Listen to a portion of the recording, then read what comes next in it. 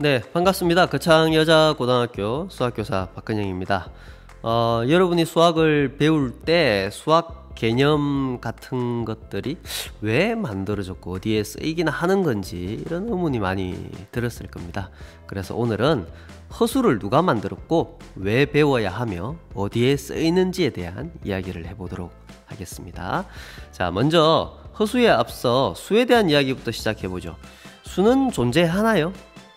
여러분들이 어렸을 때부터 너무 자연스럽게 수를 배워와서 존재한다고 생각할지도 모르겠네요. 근데 사실 모든 수는 자연계의 현상을 추상적으로 나타내기 위해서 인간이 상상으로 만들어낸 개념에 불과합니다. 수는 실존하지 않습니다. 생각해보죠. 정말 1cm는 존재하나요? 자로 잰다든지 더 정확한 디지털 자로 잰다고 해도 아무리 정확하게 잰다고 해도 1.00000001 이렇게 오차가 있을 수밖에 없겠죠. 정확한 1cm를 존재하지는 않습니다. 사실 무리수인 파이는 그러면 존재하나요? 3.141516 이렇게 나간다고 해도 무리수기 때문에 애시당초 이거는 불가능한 일이죠. 우주공학과 같이 아무리 정밀한 계산이 요구되는 분야에서도 소수점 30에서 50짜리 정도면 충분하다고 합니다. 인간이 이렇게 무리수나 간단한 1조차도 정확히 측정하는 것은 불가능하며 유한한 영역만이 인간이 활용할 수 있는 것이죠.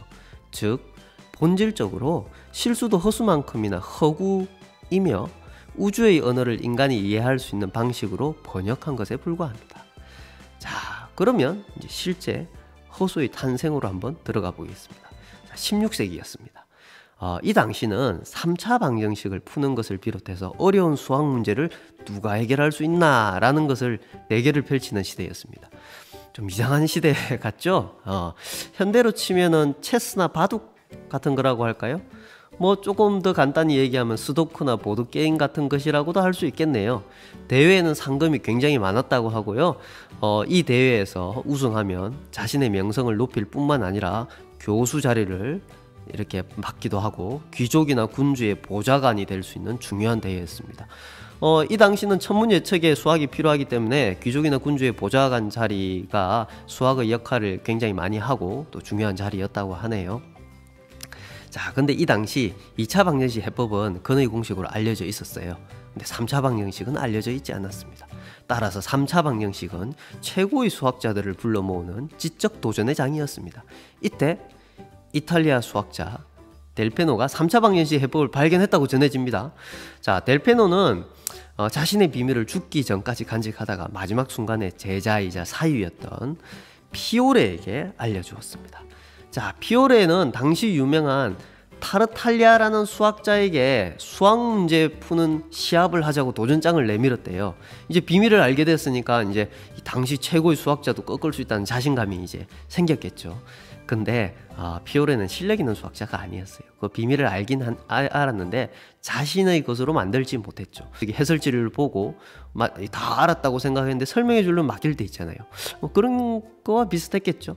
어쨌든 이 대회에서 타르탈리오는 피오레를 이깁니다. 그리고 단번에 3차 방정식 해법의 최고의 전문가가 되었습니다. 이때 이제 의사인 카르다노가 나옵니다. 카르다노는 3차 방정식 해법을 몰랐어요, 처음에. 그래서 타르탈리오를 설득해가지고 3차 방정식 해법의 비밀을 지킨다는 조건으로 이렇게 알려달라고 합니다. 근데 1545년에 아르스 마그마라는 책에서 그 해법을 출판을 해버리고 맙니다. 비밀을 지킨다고 해놓고 나서 이제 출판을 해버린 거죠. 근데 사실은 이 비밀이라는 거는 해가 어떻게 도출되는지를 다 알려주지는 않았고요. 약간의 방법을 알려주었고 그 다음에 카르다노 나름의 독자적인 방법들이 섞여 있었다고 합니다. 하지만 타르탈리오 입장에서는 되게 분노하겠죠. 타르탈리오는 카르다노의 제자인 페라리라는 사람과 논쟁을 벌이고 공개 경시대회를 가지면서 명예를 되찾으려고 노력했는데 뜻을 이루지 못했다고 합니다. 여담으로 이제 카르다노 제자인 페라리 있잖아요.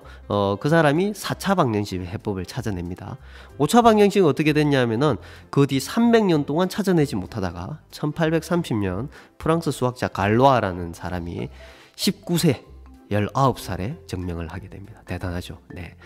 어쨌든 다시 이제 얘기를 돌아와 보죠. 3차 방정식 이야기를 왜 했냐? 자, 이 당시에 카르다노가 아르스 마그마란 책에서 나온 해법입니다. 3차 방정식을 이렇게 푼다는 겁니다. 우리는 뭐 이 수업을 할 건 아니고요. 참고 삼아 한번 보시면 될 것 같습니다. 근데 여기 잘 보시면 3차 방정식의 해법을 구하는 과정에서 여기 안에 보면은 루트 안에 있죠. 여기 세제곱이잖아요. 세제곱이니까 음수가 나올 수 있지 않겠어요? 그죠? 맞아요. 음수가 나올 수 있습니다. 그래서 3차 방정식의 일반적인 해를 구하는 과정에서 루트 마이너스 1이 나올 거라는 인식은 하게 됩니다. 하지만 수로 인정하지 않았어요. 궤변이다.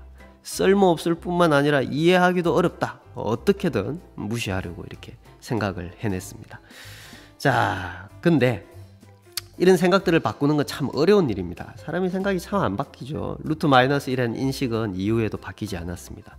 그렇게 유명한 아이작 뉴턴도 뉴턴 역학을 여러분 이제 고등학교 와서 배울 건데요. 질량을 가진 물체의 운동을 기술하는 겁니다. 이때에서도 루트 마이너스 1은 어디에도 나오지 않습니다. 인정하지 않았고요.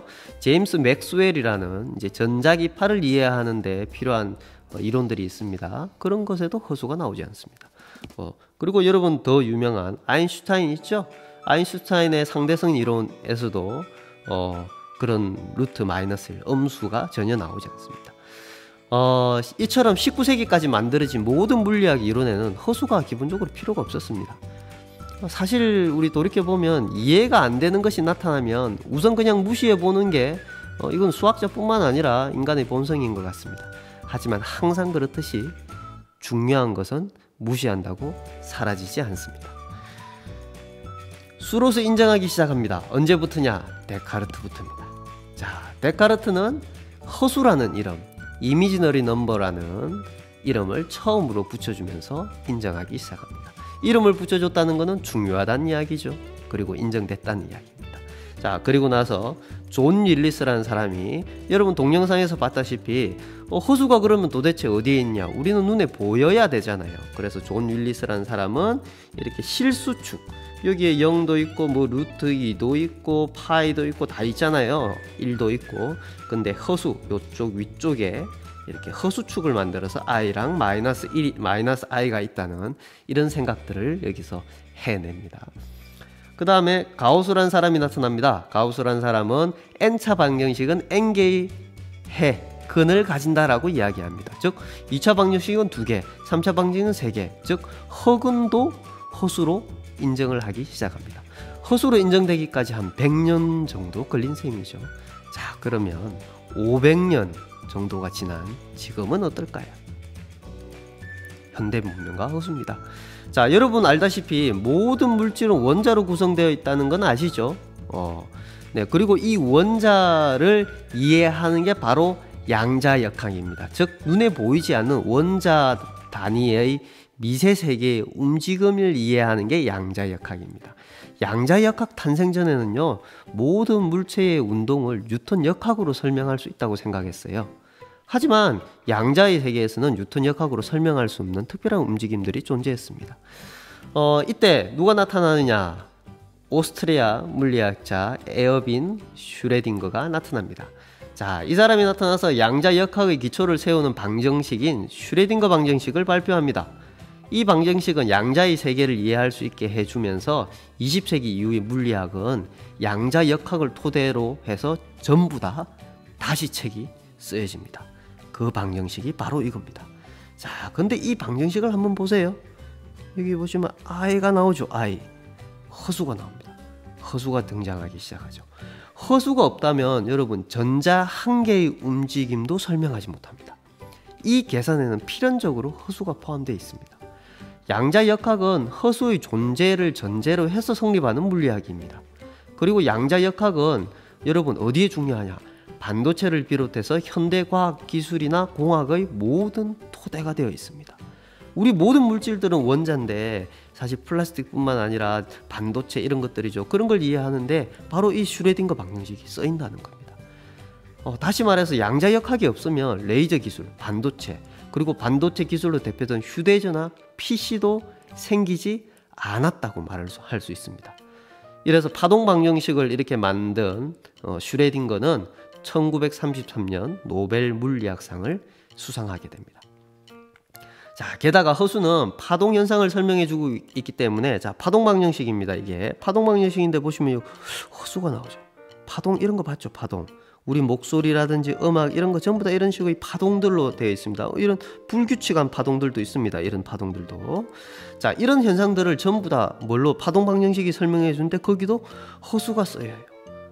그리고 전자기기에도 이런 것들이 들어갑니다. 전자기기의 사용도 원활하게 해주고 주파수를 포함한 목소리, 음악 등을 설명해 주기도 합니다.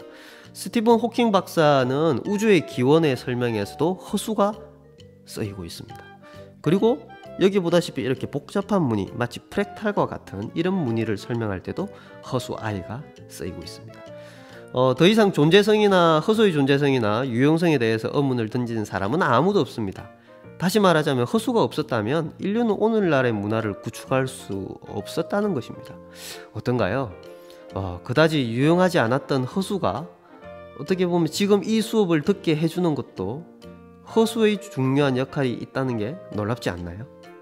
네, 수학은 이렇게 실제 이렇게 활용될지를 모르는 상황에서 독자적으로 발전하다가 그 발전된 부분들이 이렇게 뒤늦게 쓰이는 경우가 많이 있습니다.